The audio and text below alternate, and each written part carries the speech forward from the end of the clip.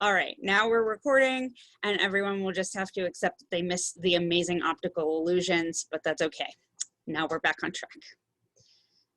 So back to the screen share.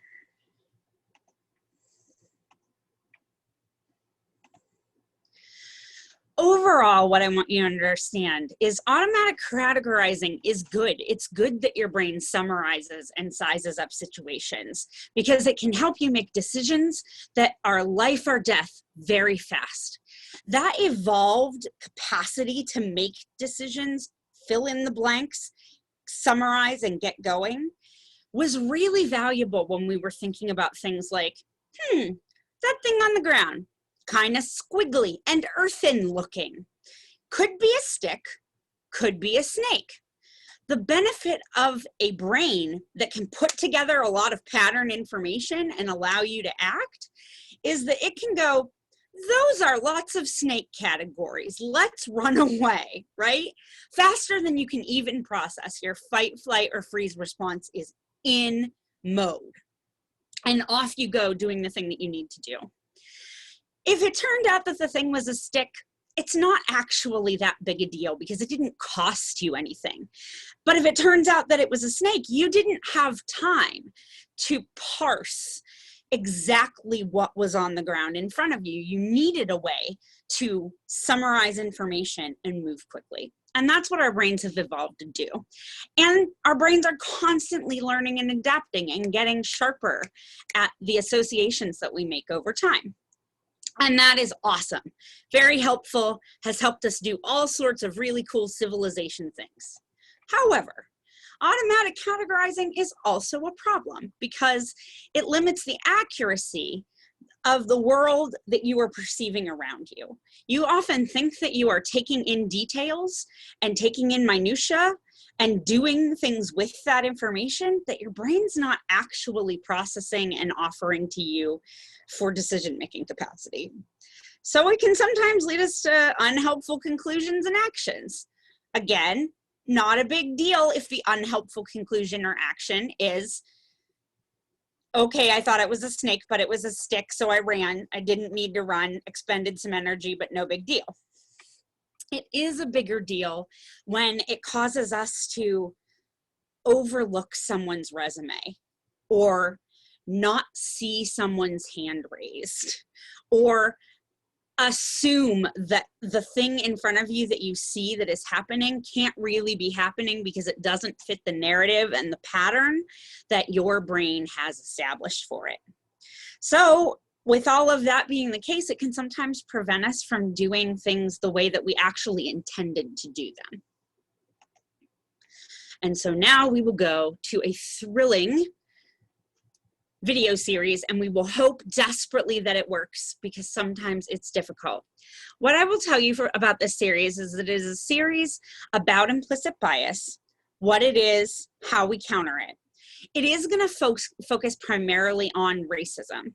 That's a great thing because we all have work to do in that area.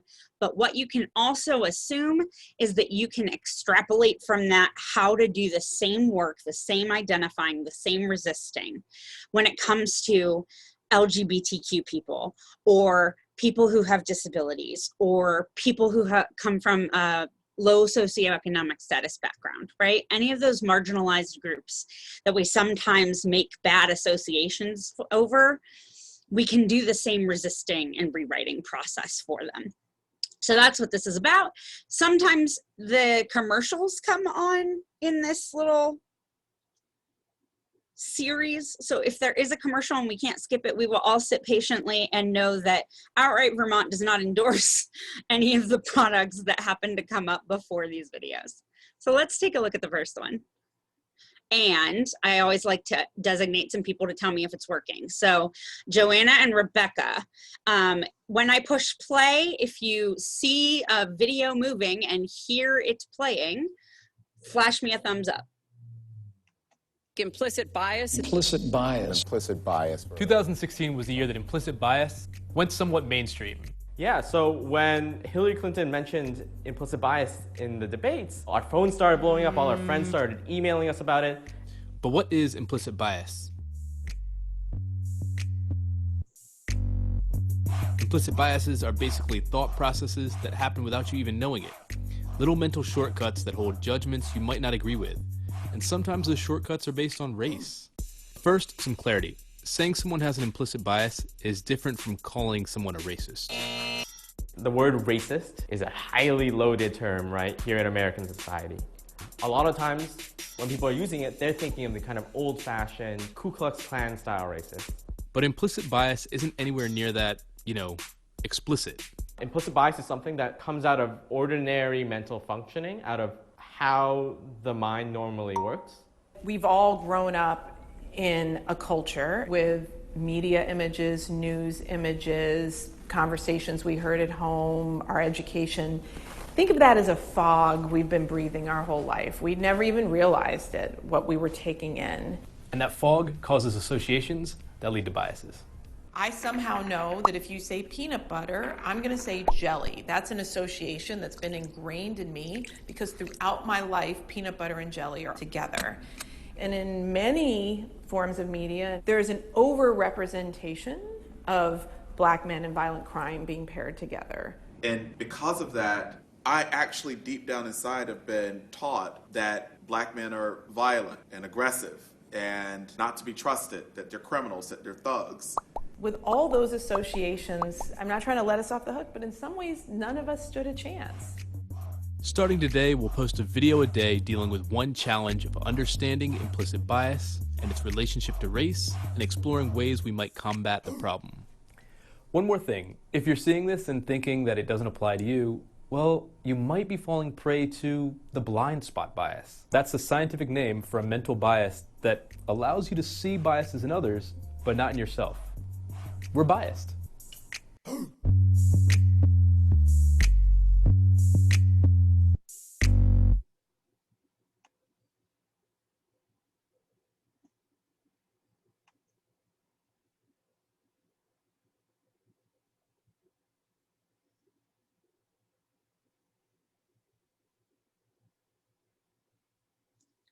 And while we're waiting here, we'll let this load for a second, and I will come back to it in a little bit.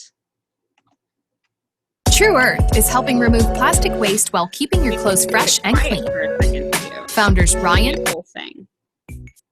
There we go. All right, so back to our thrilling PowerPoint.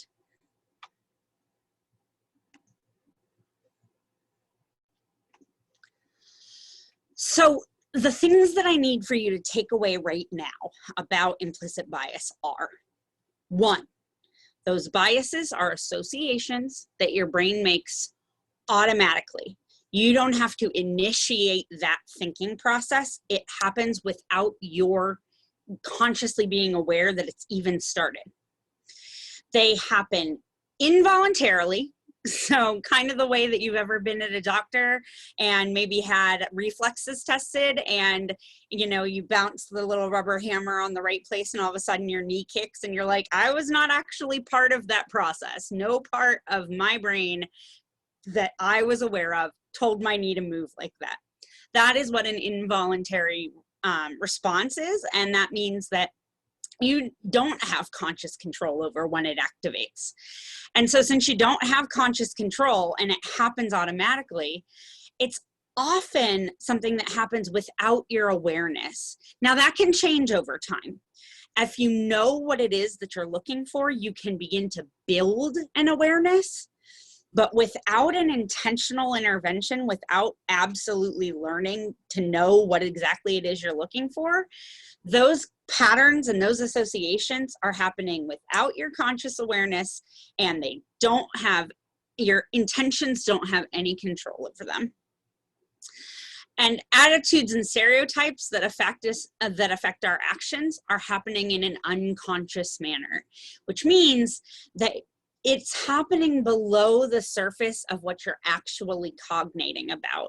You will not consider or make the decision or make the association or categorize the thing in your conscious brain the way that you might if you were trying to make an intentional change, or even sort of the way that you might identify something that you wanted to be there.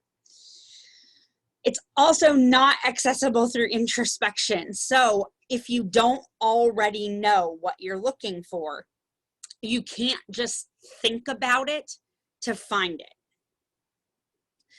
And it's distinct from your known biases and attitudes and stereotypes, right? So there are absolutely biases, stereotypes, and attitudes that we carry that we know are biases. And sometimes we've started to do work to correct for those. And even then, there are sometimes biases that are still taking place in the background that aren't necessarily ones that we were educated about or that we know are operating. And everyone has implicit biases. In fact, not only does everyone have them, they actually turn out to be more or less similar across people because we're all exposed to the same programming information that tells our brains what connections to make, even if we aren't all people who share the same ideology or the same personal experience. So what they discovered with the implicit association test is that the data overwhelmingly indicates that almost everyone prefers whiteness, men, straightness, cisgenderness, able-bodiedness, right? If we were connecting good things and that, fast connections, those are things that are preferred and seen as good and overall strivable, even if you're not necessarily in your conscious mind making that connection. So an example might be that what we have done other research on is realizing that when white men speak, most of us will lend that more credence than we will if we were to see a woman of color speaking, even if we don't hold that conscious bias. Even if we're actively fighting that conscious bias, what we have to realize is that back in the back of our brains that's already kind of programmed and needs a lot more revising, that preference, that automatic belief, that sense that this person is right, correct, good, is happening. And at the same time, your brain is also sometimes discarding or ignoring or otherwise devaluing people of color, women, queerness, transness, disabledness. And these are not the only categories, right? There are definitely more aspects of the world that we can have biases about. But what is really important for us to recognize is that without any education or conscious conditioning otherwise, these are the typical associations and biases that are operating in brains. And those biases are actually impacting our real life decisions, the actual stuff that we do. So the bias is unconscious and it's influencing the action. But we usually think that the action is being influenced by the stuff that we're doing consciously. So a lot of us are like, absolutely not. I do not have that bias. I do not trust cisgender people more. And yet, the data and the experience of people who are marginalized beg to differ. So we may not consciously endorse the positions that are above that the implicit association test says we endorse. Not conscious necessarily, but it is likely that if you took the implicit association test, you might see that these are unconscious associations that happen within you. Now, you can actually take the implicit association test. You can take it for free online. If you Google that, you'll be able to go to the Harvard website and they'll take you through the series. It isn't the same test as they wrote when they first wrote it. It's been many years since the first time that they did this test. So it's been adapted over time. And it looks for some different things now than it used to look for. But it is a really interesting kind of glance into the part of your brain that you can't access any other way. And since our brains automatically use associations to make the decisions that we make and to take the actions that the decisions motivated, those actions and decisions often reflect the implicit biases, even if we don't realize that's occurring at all. So it may actually be that we are making decisions with the part of our brain that isn't thinking. So let's talk a little bit more about how we begin to undo that process.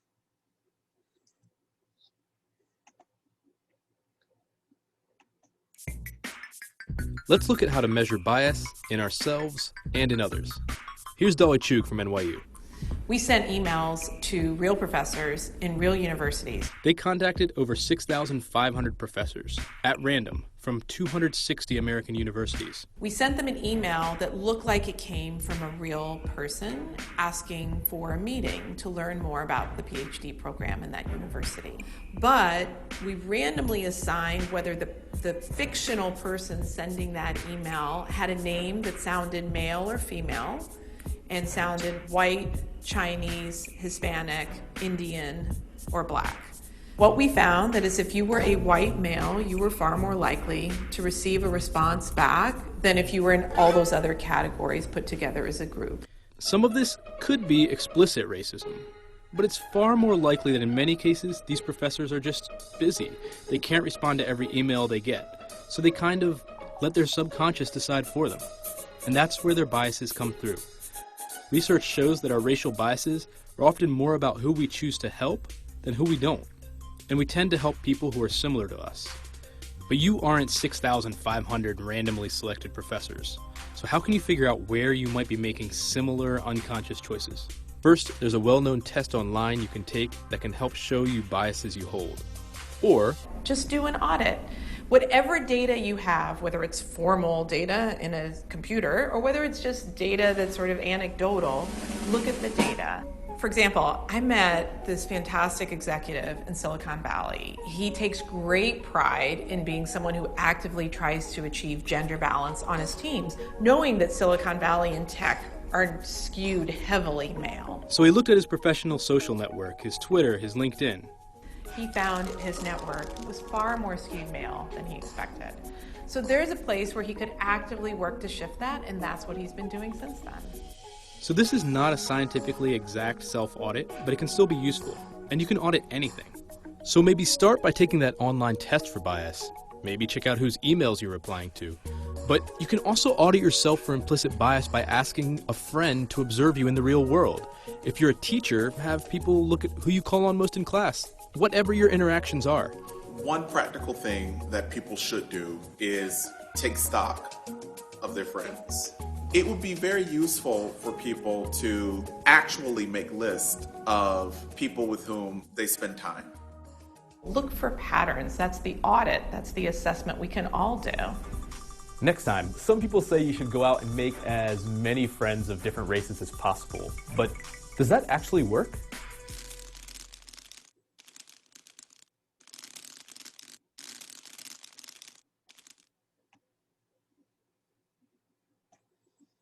And we'll queue up the next one just in case.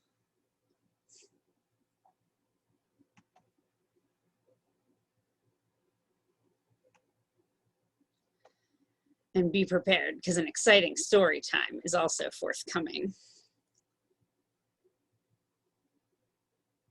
True Earth is helping remove plastic waste while... There we go. We'll worry about True Earth in a second.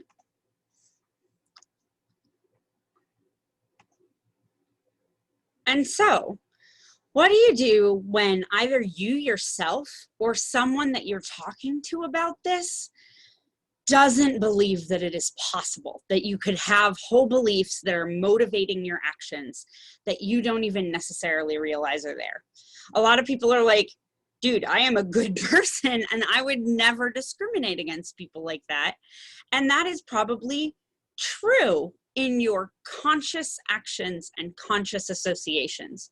You might not consciously choose discrimination or treating people unfairly. But the whole point of this is that this unconscious association stuff isn't intentional. It isn't about your what you meant to do. It isn't about what your, your best intentions are, because your intentions aren't really part of it. And actually your intentions even sometimes mask what is going on, because if you convince yourself that your intentions are more important than the outcomes that are happening, then it's really easy to assume that there's nothing that you need to change, when the outcomes are actually the thing that indicate what's going on and tell you what might need to shift.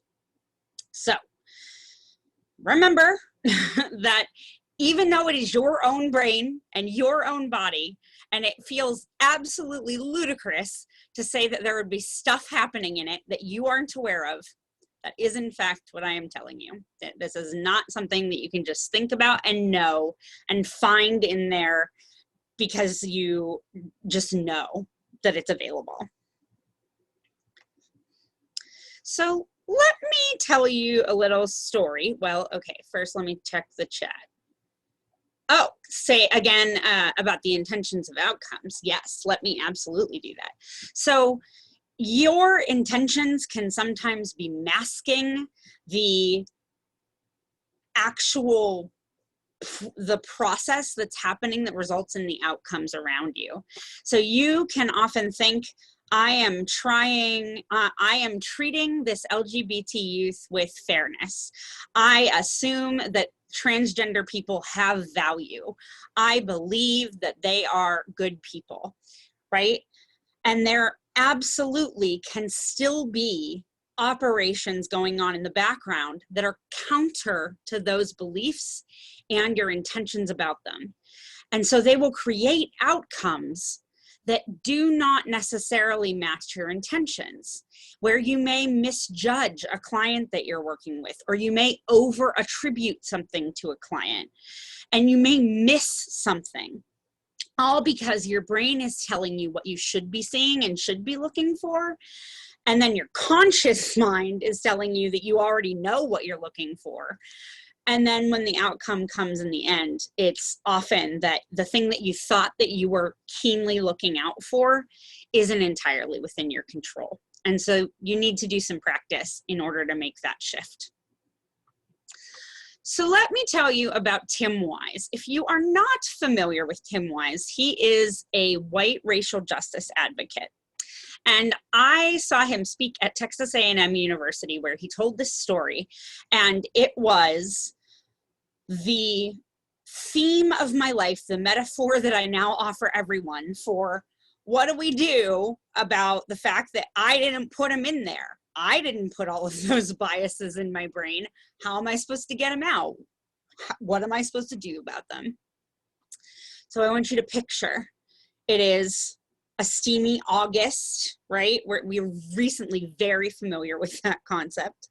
Steamy August, it's New Orleans, because Tim Wise attended Tulane University, and it's the 1970s, so there's not adequate air conditioning, and all of the college students are living piled on in houses because no one's paying enough attention to the zoning rules about how many people are supposed to be living in a college house.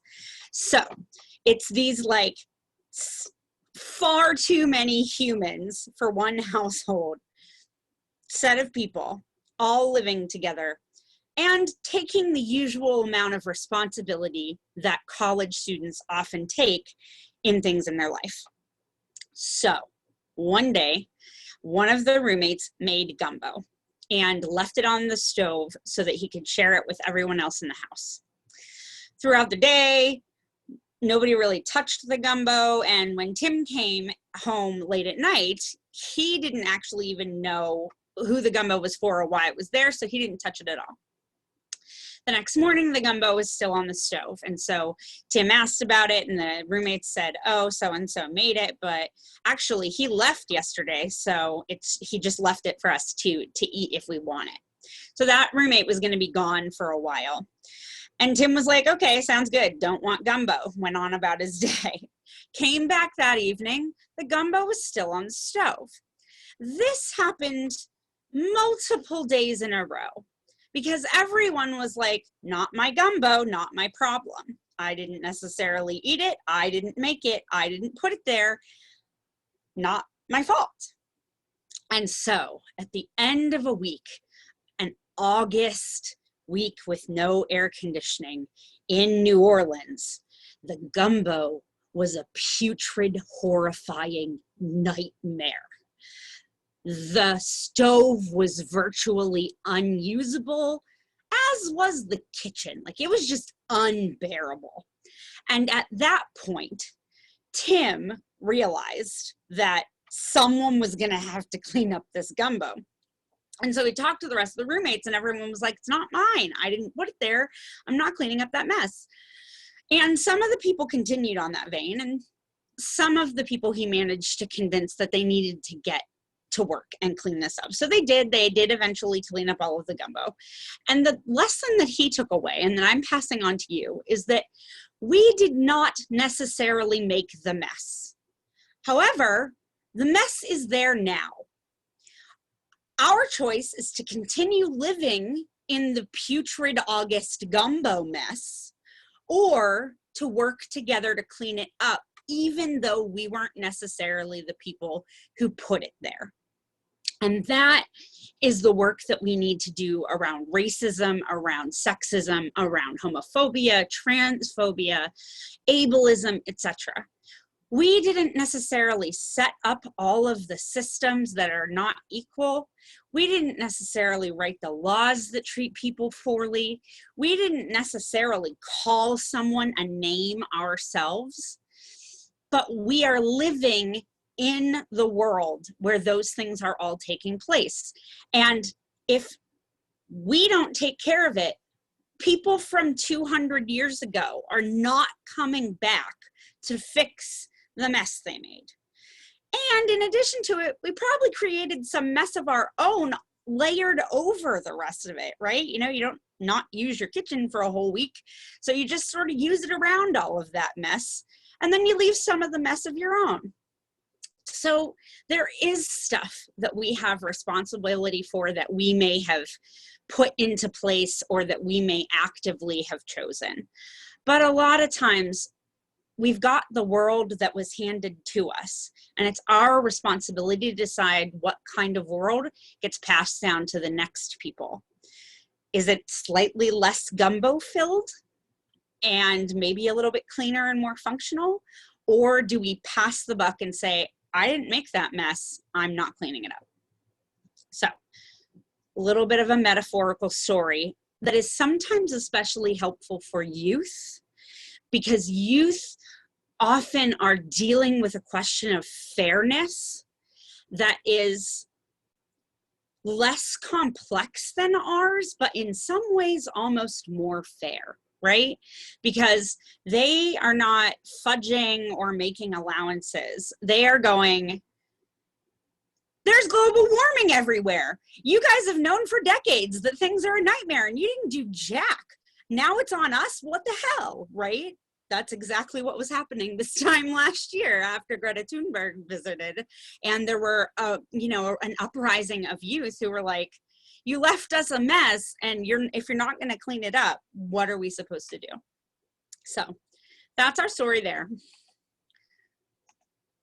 And we'll move on to, okay, well, what does cleaning it up look like when it's not just picking up a Lysol wipe or scraping gumbo off of the stove? What does it look like when you're undoing the mess that might be in your brain, when you're undoing the mess that might be the laws that we created or the systems or even the physical spaces? How do we undo that? And the awesome thing is that there are some tactics, and we'll look at those here in the next set of videos. Pardon the very loud commercials for a second. While keeping your clothes fresh and clean. Founders Ryan. I'm a white male, and I am prejudiced.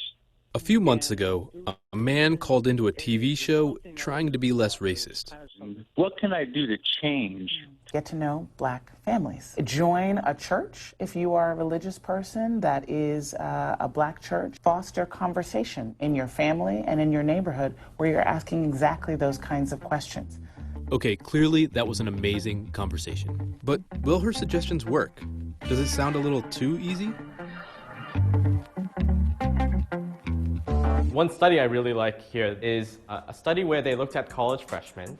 Some white undergraduates will get randomly assigned to a white roommate, and some of them will get randomly assigned to a black roommate. What researchers found is that for white undergraduate students who were randomly assigned to a black roommate, they had reduced levels of implicit racial bias at the end of a semester compared to the students who had a white roommate.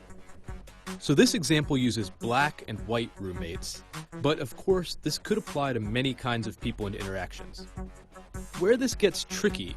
Now, I'm not suggesting that one just goes out in an artificial way and start curating diverse friendships. And I would hate if someone came up to me as an Asian person and they're like, well, I want to get to know Asian people better. And so I'm going to make friends with Calvin because he's Asian.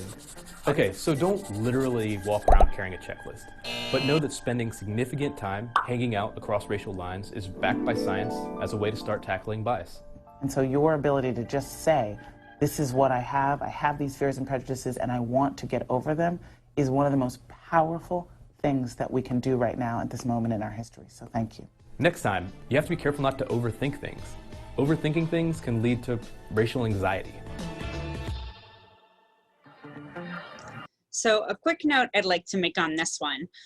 Obviously in the study where we're talking about the roommates assigned to one another, an unspoken part of that reality is that the black roommate takes on a lot of anxiety, frustration, fear that is associated with being around white people who have historically, like if we're talking about implicit biases, been painted not only as, yes, there's a lot of kind of dominant ideology around like white goodness, but there's also a very real bias around white people equal danger, white people equal pain. And those things would be weighing on a student. We cannot eliminate all of those things for people. We are humans. We're going to be together. There are going to be elements of our experiences that are helpful and that make us feel good about one another. There are going to be elements of our experience that make us feel anxious, make us feel worried. You can't avoid that. But what you can do is be conscious that it's there, right? And another thing that is true about a situation like that is that often the person who has a little bit more privilege, a little bit more access, has had the ability over the course of their life to not bother learning very much about other people who aren't like them, because the world is designed for them and designed to be the way that they do things and the way that they like things. And so they don't have to learn a whole lot about anyone else. Now, everybody else has to learn how to live in that world. So they end up learning what the dominant ideology is, what the dominant culture is, how to navigate it. But people who are in the dominant culture don't have to learn things about the people who are marginalized in the same way. And so what sometimes happens is people with dominant identities get together with someone who's got marginalized identities, and all of a sudden they're like, oh, hark, a gay! You tell me the things of the gays. And all of a sudden your LGBTQ person is going like, I'm not being paid for this. You're not compensating me in any way for trying to educate you about how LGBTQ people experience the world, or the laws that happen that impact us, or the biases that occur. And even if you were paying me, we're not even necessarily in a consensual relationship here, right? A lot of times dominant identity people just expect education and giving and grace and forgiveness and mercy from other people and do not ask for it consciously. They just expect it. And that is also problematic, because that's another relationship that's reinforcing the idea that it's perfectly okay to exploit another person for the resources or things they have to offer you so that you can get ahead, so that you can be educated. So one of the things that I like to emphasize is you don't have to only hang out with real live people. We live in the coolest age ever, where YouTube is replete with people of a million identities who want you to watch them and listen to them. So that can be a supplement for you too. And it doesn't just have to be YouTube videos. When we talk about inclusion and we talk about reflection and people being like seen in the world around them, we mean the books that you read. Are there lots of different kinds of characters, or are they all the same? If you have not heard of Chimamanda Ngozi Adichie, she has a really cool TED Talk on the kind of power of a single story, where she talks about, like, I grew up in Africa, but I read a lot of books. At the time, all the books were written by white people, and they were written by white people in places that were in Africa. So when I started writing my stories, everybody went sledding and ate apples. We don't have snow or apples where I grew up, right? So that's another piece that you can do. Read across difference. Watch across difference. Even tie some of the cool stuff that you really like to pulling in different ideas and different people. An example that I've given in other trainings, and that I'll give again now, is that I've dedicated my entire Instagram.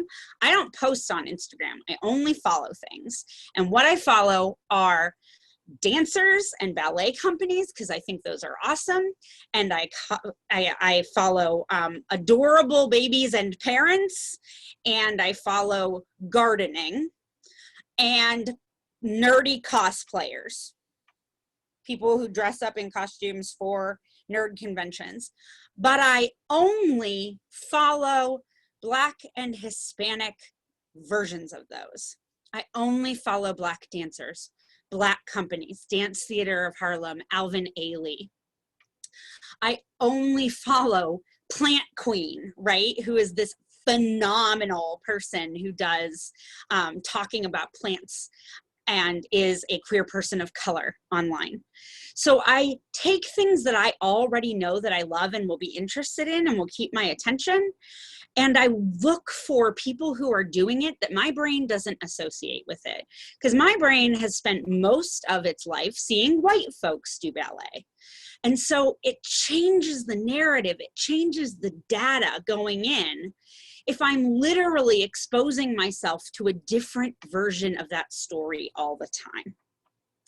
And in so doing, I get conversant about things that matter to people, not monolithically, right? Following a couple of people does not tell you everything about a culture or background that they're from, but it will tell you what some individual people are thinking and feeling.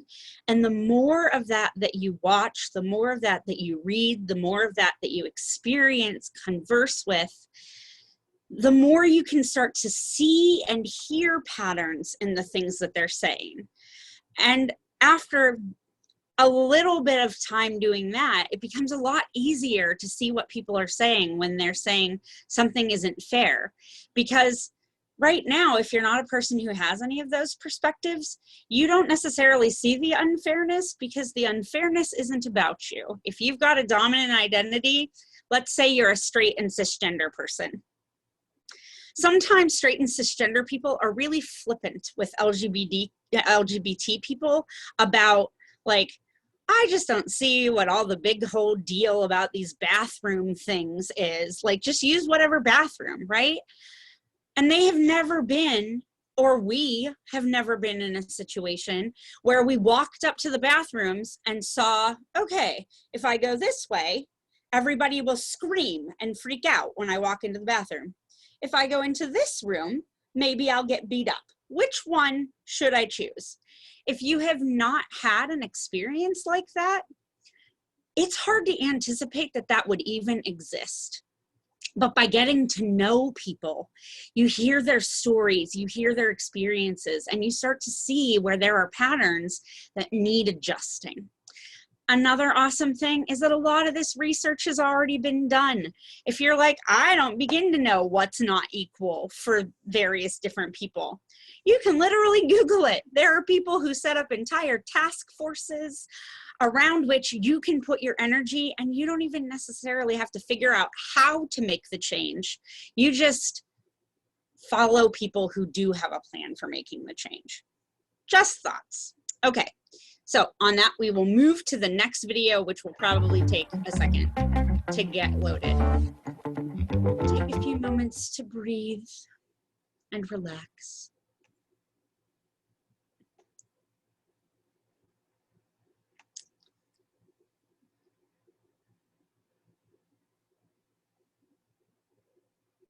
True Earth is helping remove plastic waste while keeping your clothes fresh and clean. Founders Ryan, Brad, Okay. If I ask you to please not think about a white bear, don't think about it, don't think about it, don't think about it, don't think about it, you probably won't be able to stop thinking about it. Don't think about it, don't think about it. White bear.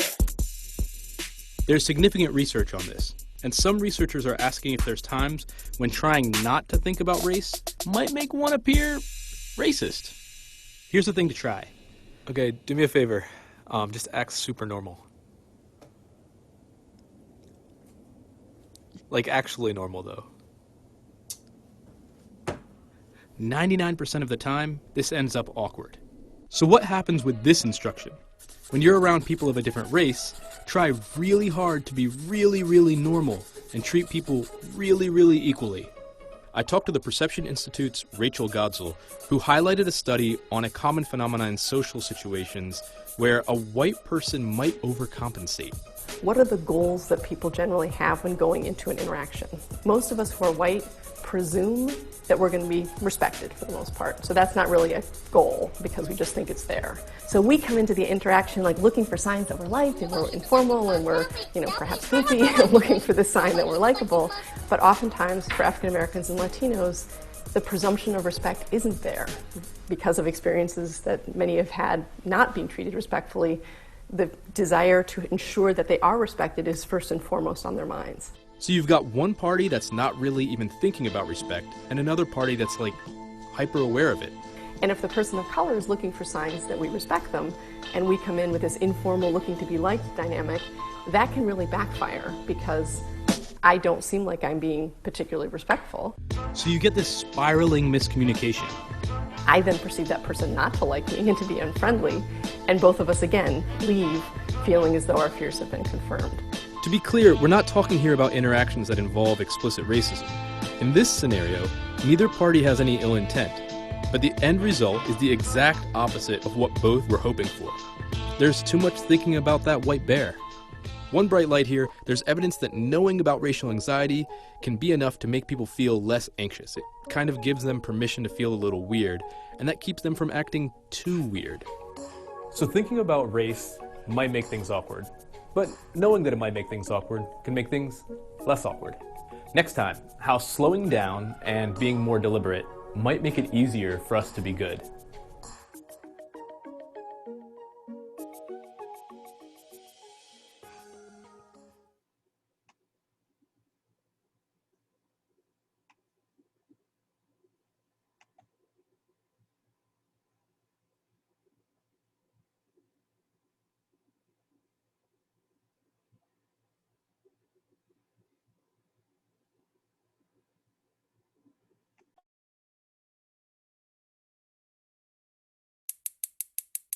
In situations where we think we might be biased, we should probably slow down and maybe eat some breakfast.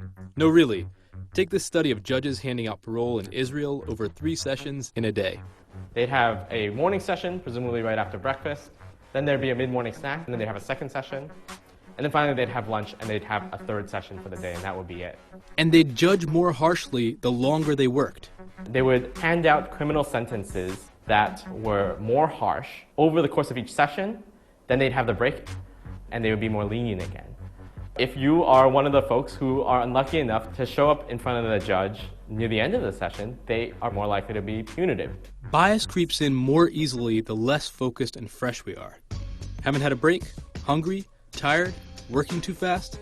Your subconscious might make a decision you don't agree with. And what we want to work toward is figuring out systems where we can look at a resume or we can look at a work product and we can know what we're looking for, be slow and methodical as we're doing it, and frankly be aware that we might have a bias that comes into play so that we know to correct for it. And this really matters. For example, in medicine, there's been research showing that sometimes black people get prescribed fewer painkillers than white patients, and that they sometimes get more amputations than white patients in similar situations. But some doctors have also found ways to improve. They were told race can be a factor in treatment and recommendation decisions unless people are careful. Every one of those doctors, regardless of their implicit bias levels, was able to self-correct. So we actually can, when we're making decisions where we have time, we can correct when our conscious values and when we're internally motivated to do so. So slowing down seems to help, and slowing down and being more aware might help even more. Next time, more solutions and a bit of caution.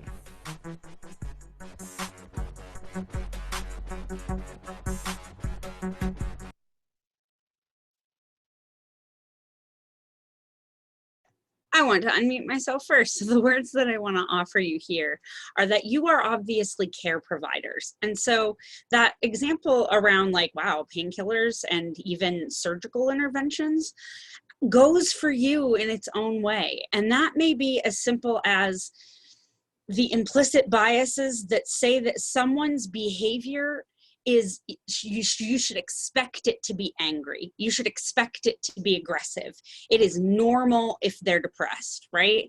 Those are some of those things that get written that if we're not looking for them can actually end up being part of how you go about treatment with a person, when that's not actually how you intend to do it.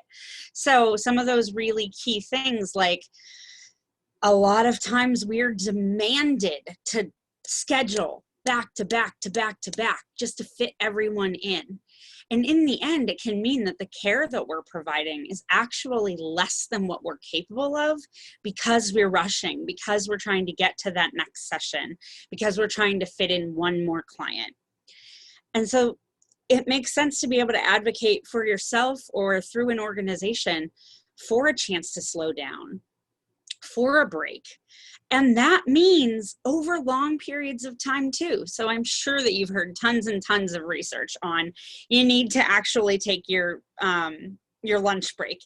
You need to actually take your vacation days. You need to not work every weekend or every evening or in hours that you wouldn't normally be working, right? If you take evenings are all of when you have clients, then mornings need to be something else. All of those things are true. And I know it's hard to fit in those realities. And right now, when we're in a situation where we're isolated a lot, we're seeing a lot of the same people in a lot of the same ways, seeing a lot of the same space, it becomes all the more important to give your brain and your body a break and change things up. Because if you don't, it really ends up causing you to rely on subconscious pieces that you don't want to be relying on. So we'll do this last video and then we'll jump back to the PowerPoint. This is my favorite, so you have to hold on. This is my favorite video.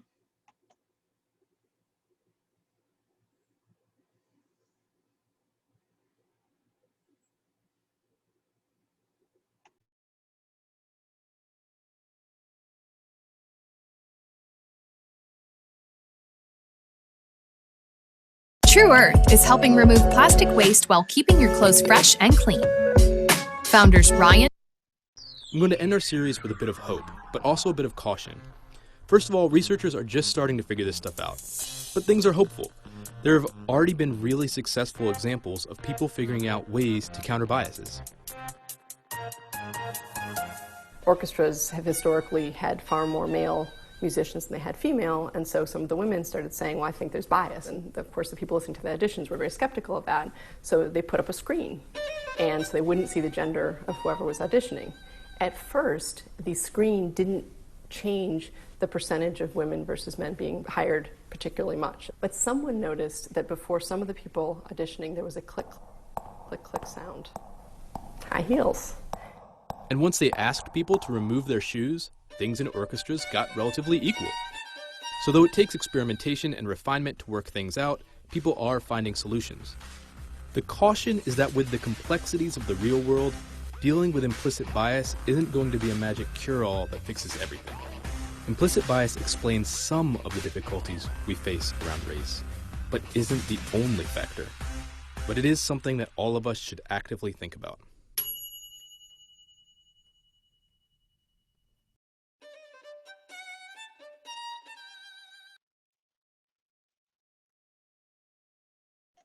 I will plan to share the link to that series when I send out the resources in case you want to rewatch them to let them sink in, or in case you want to share them at any point.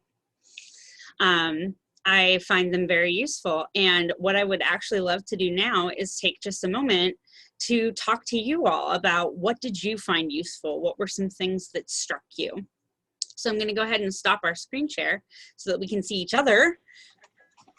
I know it's hard when we come out of screen share because you're like, wait a second, I laid down on my couch. I'm not ready for this, right? Okay, but here we go. I'd love to hear, what are some of your reactions? What are things that it made you think of in terms of your practice or your experiences in life? Not just reflections on, oh, it was interesting to learn this, but what is stuff that you feel is applicable or reminded you of things in your actual life? And Wendy says, introspection won't do it. That is true. Let me tell you, something that people are really, really resistant to in the world of mental health is the idea that you can't just think your way out of problems. You might encounter this with actual patients and clients, right? Who are like, I just don't understand why I hurt so much or why I'm so sad. Nothing's wrong, right? And you're going like, you don't actually get to decide what your feelings are doing. It doesn't necessarily matter what the stimulus is. And sometimes you'll even hear people who are saying like, I understand what's going on. I don't understand why it's still so hard because I comprehend all the things that I'm experiencing. One of the things that was actually the most useful that an LGBTQ therapist, because I have to seek LGBTQ supports the same way that I suggest that youth find supports that are either identifying or knowledgeable so that they can sort of have a base level of understanding. What one of my therapists said to me was, so when you break your leg, if you understand how you broke your leg and why the bone was weak and how the knitting process is going to take place, is that going to make your leg not broken? And I was like, shut up, get out of my brain, right? Like that's sometimes the response. So sometimes that is a place that we need to do a little bit of work, is realizing that just because we understand the mechanisms by which stuff works doesn't mean that it isn't still operating and we don't still need to do something about it. So that was rad. What else?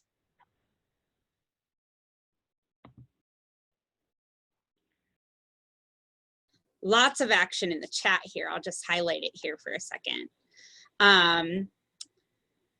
You can actually reduce your bias. And so we gave you some ideas for how to do that. The Gumbo Saga tells us a little bit about how to get people to understand that just because they didn't make the mess or just because they see that the mess is there is not enough. It's not enough to see that there's a problem if you don't do about it.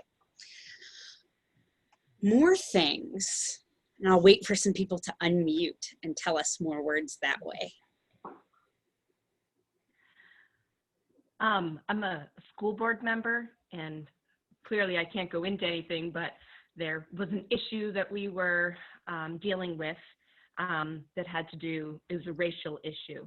And I felt like I was sitting back and watching, and it was really about that whole intention and outcome that you're talking about, right?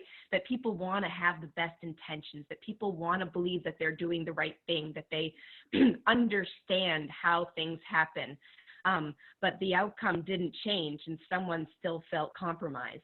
And we need to take responsibility for that and take responsibility and try to work on making things better for the future.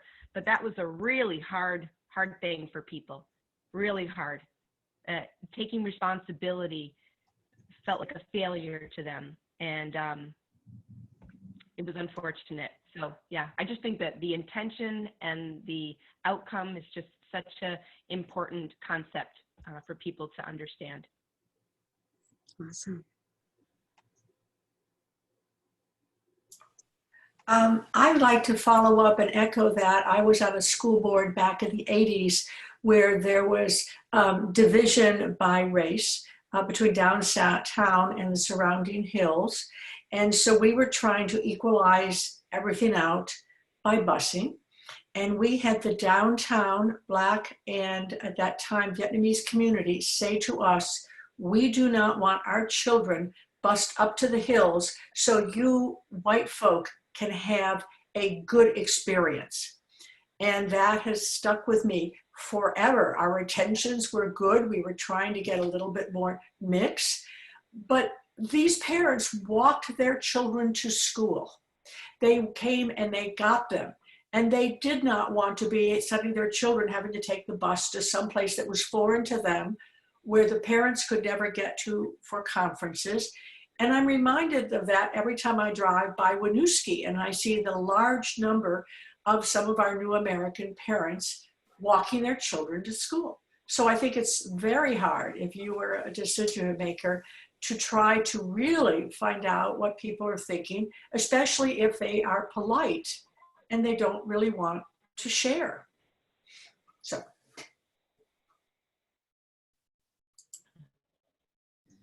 There's a series of questions that I'm actually going to look for here in a second. Actually, let me look for it right now. That you can kind of use to guide some of your actions in lots of different settings, because we all kind of fall prey to this situation where, you know, we think we're doing a good thing and then it actually turns out that we are not helping at all. I can't find the questions themselves right now. I will give them to you in the resources, but it basically starts with every decision, every new program, every new procedure, every new policy, every new thing that you are about to try to do. There should be a series of questions that you ask that are equity focused. And the first one is, 1, who might be impacted by the things that we are proposing, and what might those impacts be? 2, do those impacts make disparities worse, or unequalness worse, or have an unintentional, not good impact on people who are already negatively impacted? 3, work with stakeholders who have some of those identities and tell them about the things that you think you identified in steps 1 and 2 and see if they can verify, see if they think that you have missed anything. Now, sometimes it makes sense to do that from within your organization and you've got people with different identities and they want to help and give you that experience. Sometimes you're looking for a way to make yourself more LGBTQ inclusive and your LGBTQ colleagues are like, no, thank you. I am LGBTQ. I am not your education resource. In which case you might need to go about finding other ways to get that input. So it might be that at some point, depending on the size of the project or the decision or the policy, you might need to get external consultation of some kind. For instance, if you've got questions that come up and you're changing processes and you'd like to get outright consultation, you can reach out to us and ask us, and we can help you find resources, figure out the questions to ask that maybe you're not remembering or not knowing to ask in the first place. And don't forget that that is labor, right? That is work that people are doing. What we very often do is ask people who have marginalized identities to do that work when we are not going to compensate them in any way for it, right? So it can sometimes be very exhausting for the 3 Indian families families in your very small rural town to be constantly asked what their experience is, what their needs are, and what things would be helpful, but to never get compensation for the time and the energy and the emotional input that it takes to answer those questions. So it's good for us to just remember that the emotional labor, the emotional energy, the thought labor, the thought energy, we have to find ways to seek the things that we need, the input that we need, but we also need to find ways to make sure that people are compensated for what they put into an effort. So those are some of the basic questions. There are actually 2 more, and I don't remember them right now, but I promise I will send them to you in the resource email. And if you start all of your new projects and all of your new approaches with that process, it's possible that you get to a point much earlier where maybe one of those families goes like, I pick up and drop off my kid all the time. Why do I want to put them on a bus to send them all the way up there so that you can have diversity so that your white kids know how to work with other people, right? Like, I'm not your test subject. So that's stuff that you can sometimes identify if you're asking those questions and pulling stakeholders in. Good. Other things that we took away from the video or that sparked for you as you were watching that series?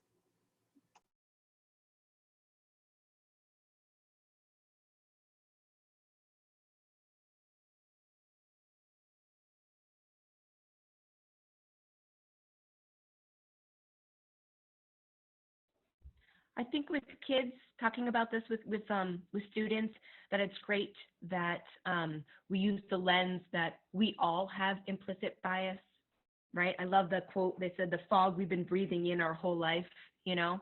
And so it normalizes it, right? We're not pathological for it. We're not bad people for it. We just have our own implicit biases. And I think it would be, but there was one thing I wanted to ask you. I think I put it in the chat.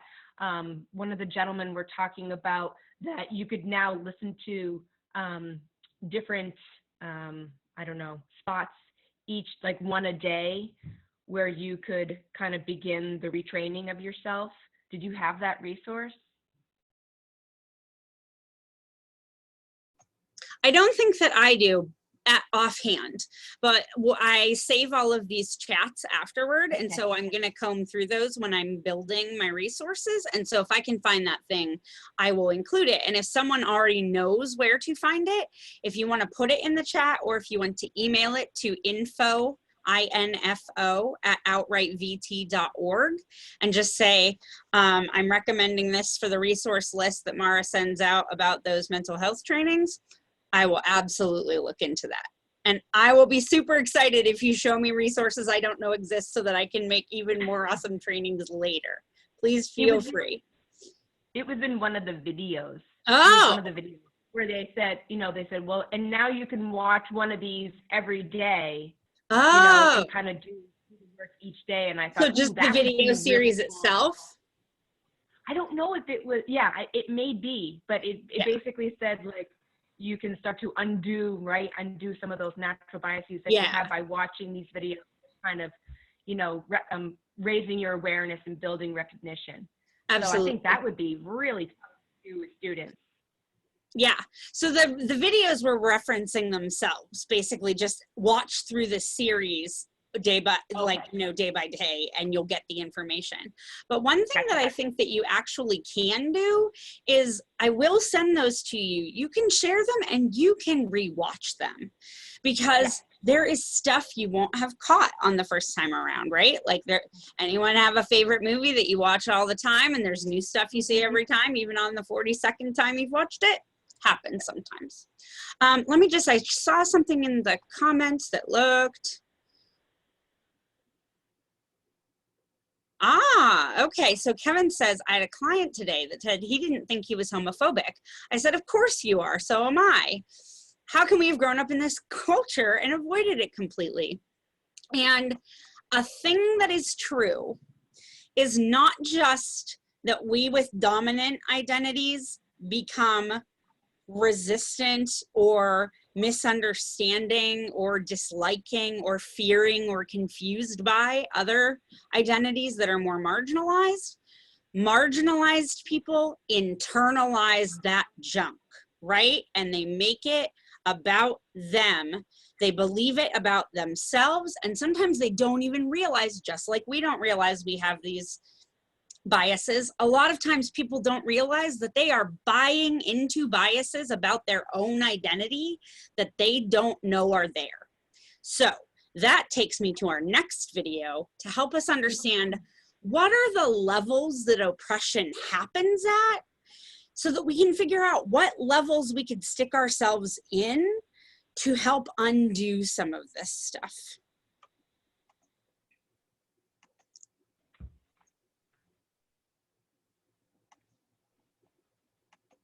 Oppression. It's a word that's often used as a blanket term, but there's actually a whole lot more to it. There are 4 interlocking aspects of oppression: ideological, institutional, interpersonal, and internalized. And it might seem like a small difference, but it's very important to be able to distinguish between each kind, because understanding oppression is the first step to fighting it. Let's start with the core at the heart of every form of oppression: ideology. Every system of oppression comes from the idea that one group is somehow better than another. Ideological oppression starts when the dominant group associates positive qualities with itself and negative qualities with the marginalized or othered group. Ideological oppression describes the deeply ingrained social root of inequality. It's the larger overarching idea that leads to the isms. For example, the idea that black people are dangerous is ideological racism. The idea that poor people are lazy is ideological classism. Ideological oppression leads to institutional oppression. Institutional oppression is the way that systems and institutions manifest the dominant ideology. Institutions control access, who is able to get to what and how. This includes legal rights, police practice, access to medical care and education, public policy, political power, and media representation. For example, when women make 2/3 of what men make, that's institutional sexism. When a building is constructed without wheelchair ramps, that's institutional ableism. All of this leads to interpersonal oppression.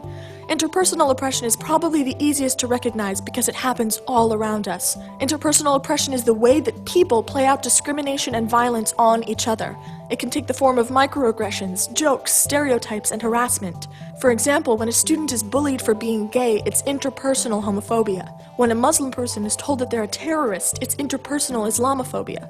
And all those forces, ideological, institutional, and interpersonal, lead to internalized oppression.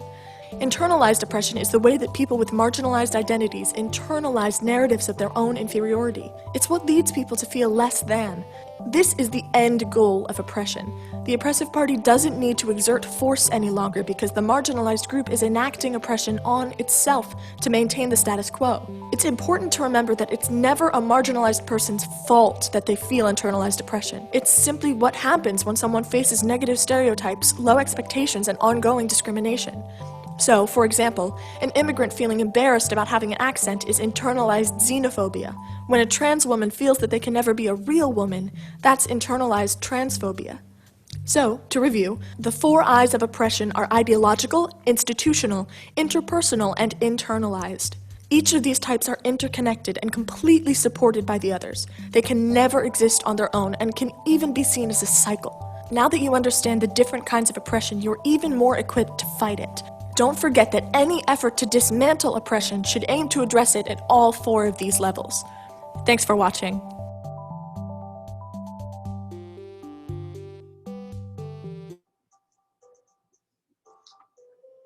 Just nonstop awesome videos. That is what I'm offering you today.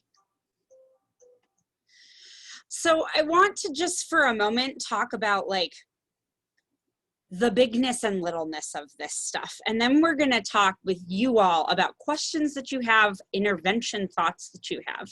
We'll go from there. So I want to mention that sometimes people are like, it's not that big a deal.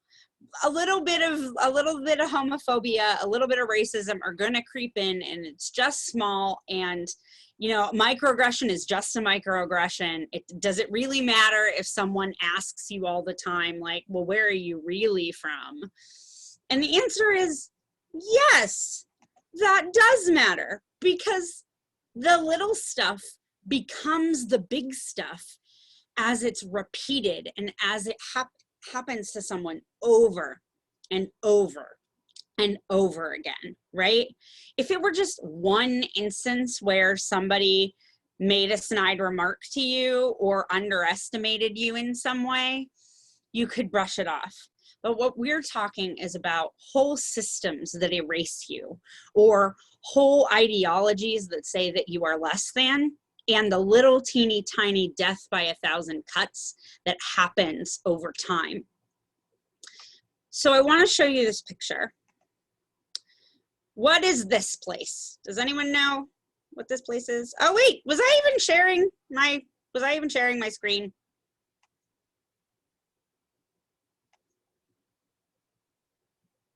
I might not have been. Let me try again. Okay. Now I am sharing my screen. Okay, people in the chat, what is this place that is on your screen? It is in fact the Grand Canyon. Okay, so here's the thing about canyons. They don't happen like this, right? This isn't just how the Earth always was. What geologists tell us is that millions of years ago, the Colorado River weaving through this continent probably looked not unlike that picture on the bottom part of the screen. Looked like a meandering river on a table mesa, or on some prairie land, or through variously desert spaces, right? That is what it looked like. And over the course of the millions of years, the Colorado River now goes through the bottom of a canyon that it carved.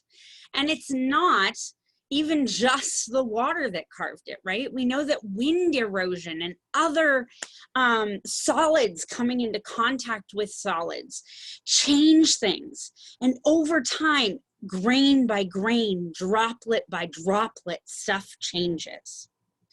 I offer that to you because even after a series of like 6 workshops, it can be really easy to walk away with a feeling that's just like, well, dang, this is hopeless. This is huge. It's completely unlikely to ever change.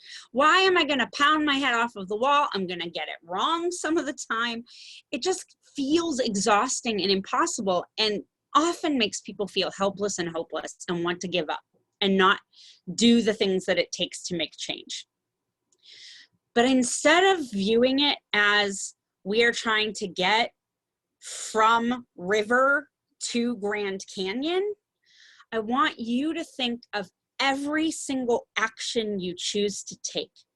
Every time you choose to intervene when someone says something that is reinforcing an unequal, unfair, or wrong or painful idea. Any time that you offer support, you can imagine that at that point, that's a droplet, that's a wind breeze, that's the grain of sand brushing past the rock. And it is gonna feel variously small and big. Like on the day that you're doing it, you're kind of like, I am the king of the world. I did a cool thing that I was supposed to do today. And then on days when you don't feel so pumped up, you're gonna feel like, I am pushing against a wall and wasting my energy. And I just need you to know that you are not wasting your energy, and doing these things matters. And even doing them and then you get distracted with something else, and then later you're like, oh, we never got around to that thing. Don't spend your time beating yourself up about the fact that you didn't get around to the thing. Do the thing then. And over time, together, all of us make the shift. And it's a shift of generations. It took us centuries to get where we are now. It took us all of the human development that has come before us to get as bad off and as good off as we are right now. Change that is big, that is about how we treat people and how we hold each other in culture, that stuff is not the stuff of a single generation. It's not even the stuff of a single human lifetime. Sometimes I even try to remember that, like, you may not even begin to see the finish line. Some of the earliest suffragettes who did work around women's suffrage in the United States died well before the kind of like second generation really took over. And that means that they sometimes put in 50 years of work on something that felt like it was never going to change, ever. And it wouldn't actually change for maybe another 20 years after that. So our eye can't be on the prize of the total world that we want. That can be the dream that we use to motivate us. And we know that over time things do change, so we can fill ourselves with the hope that, like, okay, I'm looking around and we are a long way off from that. And that feels exhausting. And I just don't know if I can keep going. Instead, view this as a relay race. View this as something you can tap into, tap out of when you need it. View it as something you can empower more people to be involved in. And the more people who are educated and the more people who are working on it, the more work is being done. And my hope is that if we are all doing inclusive LGBT mental health work here with our youth in Vermont right now, the benefit that we will see is that in 20 years, those kids will be differently mentally adjusted, will be differently capable of relying on themselves, will be differently capable of engaging in the world.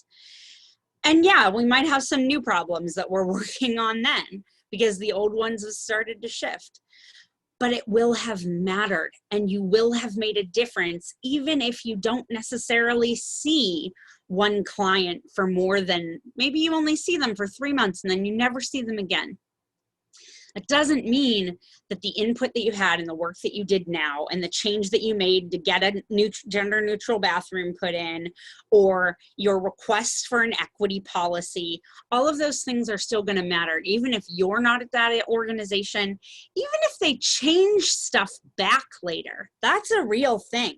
Sometimes you get work done and people undo it. Civil Rights Act. Voting Rights Act, right? There's lots of times when we make progress and then other people later come back and undo it. That doesn't mean that it wasn't valuable the first time. And often what it does mean is that you cut a rut that will make it easier the next time someone tries to push back through it. So I just want to offer that because I know for me, as a person who is empathetic, as a person who cares passionately about social justice and equity, as a person who just is a people person, I care about people and their well-being.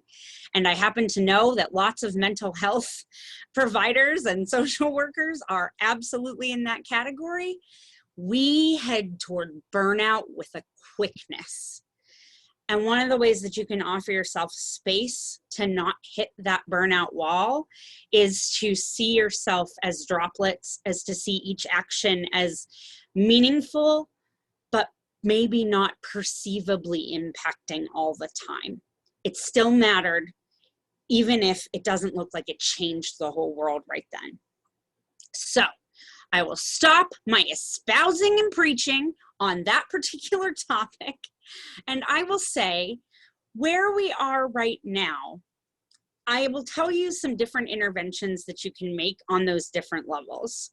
When we're talking about internalized or internal ideology, the way that we start to shift that is to shift our own ideas and other people's ideas about themselves, the actual thought processes, the actual data going into brains. That is how you change that. So an example that I gave you of like follow a dance company. If you're a surfer, like find an LGBTQ surfing group that you can follow and see what they do. That is about changing your ideology, and it in turn helps those people to alter theirs. They become capable of seeing the difference between things that are true and not true. So that's the internalized piece. The interpersonal piece is primarily about interrupting bullshit. That's your job. That is your entire job. The interpersonal piece is when you hear someone say something homophobic or transphobic, or something that even is just one of those microaggressions that sounds like a good thing, but it's like actually a backhanded comment. Like, oh, you're gay? I'd have never known. You seem so straight. Like as if straight is what we're going for and you pass. Great, right? Those pieces, when you speak up, when you interrupt those, that is changing the interpersonal reality. And that goes for public, that goes for in your work and in your office, that goes for in your house. I like to call this one, the interpersonal level, the ruin Thanksgiving level. That is what I like to call this. Your job in the interpersonal world is when you bring something up at Thanksgiving, you know, like Aunt Jane says something really transphobic, and you go, hold on, that has not been my experience.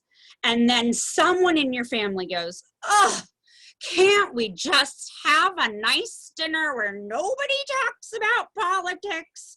Why do we always have to clash and fight? It's just not polite. We all know not to talk about religion and politics at the table. I just want to have a nice meal. That is the sound of dominant voices refusing change. That's what that sounds like. It is the sound of dominant people being uncomfortable. And uncomfortable is how change happens, right? We do not do change in the comfort zone. We do not do change in a place where we're like, oh yes, no new ideas that are challenging any of my idea about the world or how I function in it, right? That's not where change happens. So the challenge that you have sometimes is you're gonna have to ruin supper once in a while. You're gonna have to speak up to some person that's behind you in the grocery store, even though it's none of your business, right? Because it is our business. We are responsible for the messages that we allow to go unchallenged in the world around us, and we are responsible for the good messages that we promote. Lori, you have a thing. I do. I want to share something real quickly. So hi, everyone. I work at the Agency of Transportation, and for the last 7 years, we've been using a tool called Ouch, or Ouch, That Stereotype Hurts, as a way of trying to empower our workforce and others to try to speak out against stereotypes. And so the whole premise of Ouch, it's more or less a conflict resolution tool, but the whole idea is that you don't want to be a silent bystander, and to give people a tool to make things stop and to kind of call it out in a non-confrontational way. And part of the premise is that you start out by assuming good intent. No matter how egregious the statement was or the action was, you start out by saying something like, I know you meant well, but even if you don't think they meant well, but, and then you tell them what the impact of their action or their statement had. And it really does help to diffuse. So you can ouch and educate, or you can just say ouch and make it stop, and decide what to do about it moving on. And even though, so we got this tool from our counterparts in New Hampshire Department of Transportation. They were saying how it really had changed how people were interacting.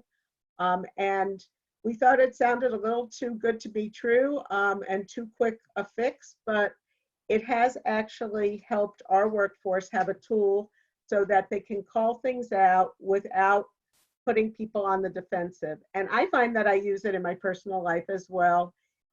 It's easy enough to check out the video. It's a 12-minute video, and you can just Google, ouch, that stereotype hurts. There's a second video in the series called Ouch, That Silence Hurts.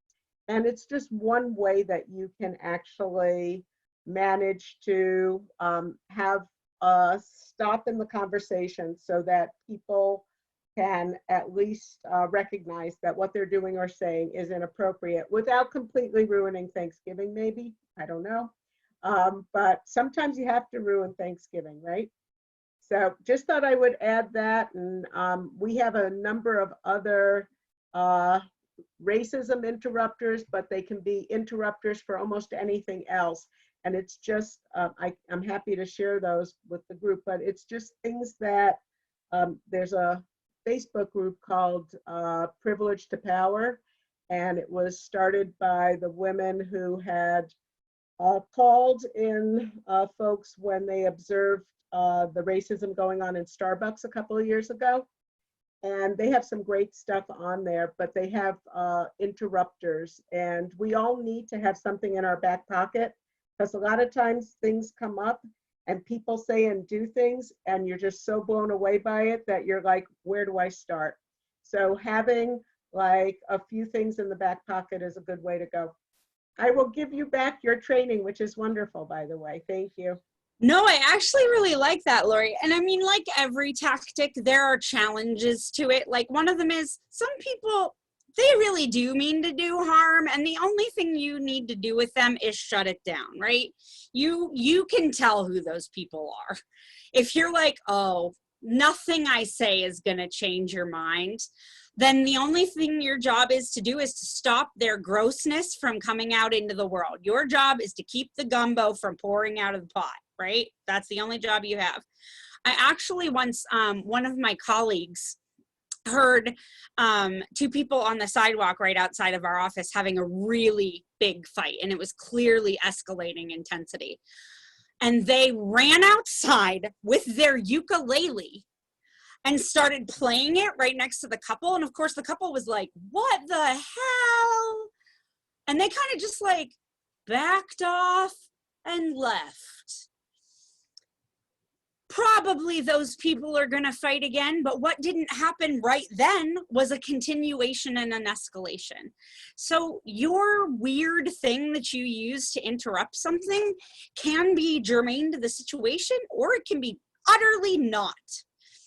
A lot of us have heard, you know, when you hear like in a movie, there's like an awkward pause and someone's like, so how about those jets? That's all it is. It's just an interrupting tactic. So interrupting tactics can be really valuable if you know you just need to make the thing stop right then, but you don't have anything else available to you. I know that a thing that a lot of my introvert friends have told me, I am not an introvert, I'm not sure if you can tell, is that they often freeze and they need a minute to process in order to do anything useful. And so sometimes what they find is that they are able to, at least in situations where you know you're going to see someone again, make the intervention and then do their thinking and planning and come back to it later. So if it's a colleague, if it's a client, if it's a family member that you know you're going to see again, you don't have to say all the things that you're ever going to say in one moment. In fact, a lot of the shift comes from repeated entrances and repeated access to the same question. All right. It sounds like the ukulele, that situation that you were talking about, is we teach the 4 Ds, and so distract is one of the 4 Ds, and it's very similar to, I don't know if you've ever Googled, there's a chip man. It's a video about a guy who interrupted a fight on a New York City subway just by stepping in and eating these chips and everything and offering up the chips, and it's just a way, and it got all this like media attention and stuff, but sometimes distract is an effective way to just help de-escalate a situation and stuff. So whatever it takes, as long as you're not silent or just looking the other way. So Absolutely. And the point that just came up in the chat was like, what about on Facebook, where if you're silent, you're probably doing everyone a bigger favor, right? The challenge of social media is often a very different one. And the rule that I have for you on social media is know your boundaries. Create them, establish them, enforce them. So if you see someone say something homophobic, if you see someone say something ableist, you can say, that hasn't been my experience, or I don't agree with that, or that makes me feel X. When you are describing your experiences and your feelings, it is much harder for people to argue with whether or not they are facts, because you are only repeating and retelling your experience. And then dis-in-freaking-gage. Just stop. Because you can invest eternal energy into fighting with people online. I don't know if you've ever seen the XKCD comic where like one of the people's like, are you coming to bed? And the other person's like, I can't, someone's wrong on the internet, right? That is absolutely a feeling that we have, where we will invest near endless amounts of energy and time and resource into a battle that can't be won. So what you can do in those situations is you can offer the interruption so that there isn't a silence happening, and then you can choose to end it. And what it will do in your brain is two things. One, it will save you from putting in too much energy. Two, it will probably cost you something else, and that cost may very well be that you feel like you need to fix everything, and that it is incumbent upon you to convince that person. And I'm offering you this now, something that you probably tell clients all the time. You can't fix everything. Everything is not in your control. You can play a part, you can contribute, and to the extent possible, you can do that for a long time. You can do that repeatedly, and that will matter. But we all know that we shorten the amount of time that we can keep doing that, and the number of times that we can keep doing that, if we burn our emotional candle at both ends and throw emotion at something that isn't going to change. So those are some tools that I like to offer there. All right, before we head out, are there any other questions that people have sort of at the end of today's training, things you came in and were hoping to see and maybe didn't, or a question that's been burning?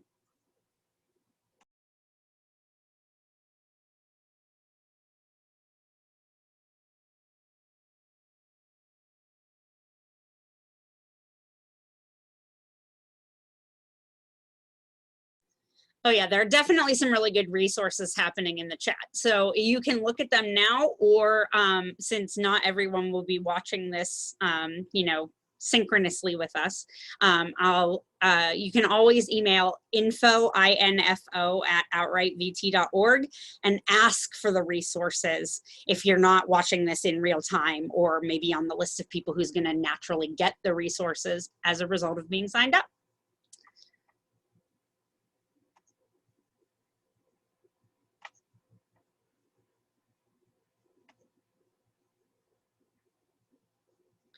Ooh, policy is really great. That's a good one, Joanna.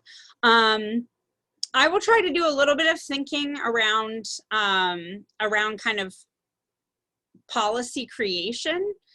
But one of the things that you can start doing is look for model policy that already exists, right? That is genius. Don't redo work somebody else already busted their butt doing. Steal it from them, cite them. Like, right, like that's fine. So I think that that's a really valuable thing to do. If you're looking for, is there maybe another mental health organization that has a gender inclusion policy? Google it. They probably do. and then you borrow it, or you ask them to borrow it, or you start with that as a foundation and do something else after. We will not have been the first people to ask these questions. So often you can just phrase your question as a Google search and start to find the resources that other people have already started. Checking out any more things here. I would say if there is one thing that you could really do, the most important thing that I think Mara Iverson thinks you should do is go find people's experiences, listen to them, consume them. If you can do that in person with people who you've created trust bonds with, great. If you need to go to YouTube or go to new seminars and things as they come up, panels, listen to people tell you about their actual experiences. Listen to them tell you about their frustrations, about their joys, about their celebrations, about their confusions, because those things are what are going to help you to open your brain to the way that other people who may share those identities, even if you don't share them, think, the things that might be impacting them, the ways they might react. And just like I said with the policy, it's not that you can just steal straight up the policy or steal straight up the reaction. It's that sometimes that's at least the basis from which you work until you have more of your own experience, right? So that would be like, if you took one thing away from like the entire series, it would be listen to more people's stories in any way that you can get a hold of them. Awesome. And that, my friends, brings us to, asking areas where it's more hidden. I'm not sure, Joanna. I think I'm gonna defer on that one right for this moment.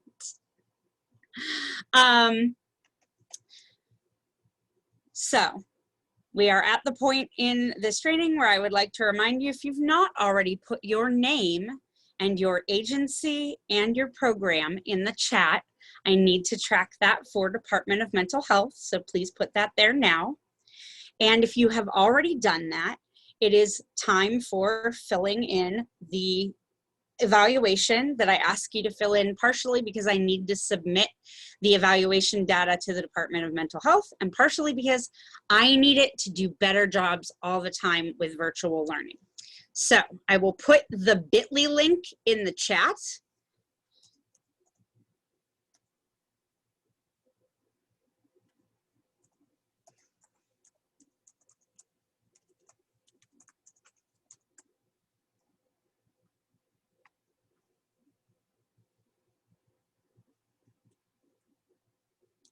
Try that now, Wendy. See if you can get there now, because I had several people that did make it through and some that didn't. If for some reason you're not able to get through using that bit.ly link, just email me and I will send you the long doc version of the link.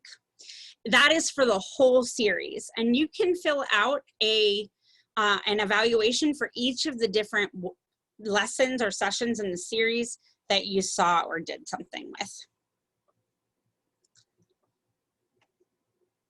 In fact,